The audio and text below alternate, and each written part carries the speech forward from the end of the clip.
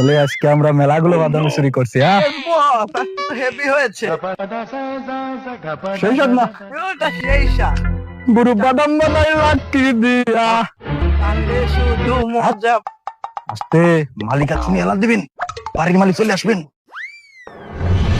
রে হালার ঘরে হালা, ডেলি ডেলি বাদাম চুরি করে খাওয়া, আজকে তোদের রক্ষা নাই।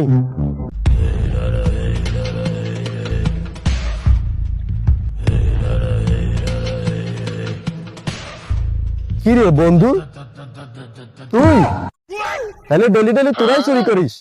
তোরাই খাইয়া দিলাম। আরে বন্ধু আর বলিস না, কাল রাত্রে গেছিলাম চায়ের দোকানে, ওখানে গিয়ে গল্প শুনি ওই কাকার গাছের বাদাম চুরি হচ্ছে।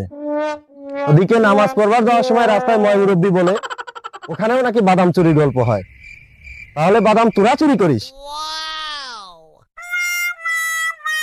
তাহলে এখন আমরা কয়জন চোর হলাম?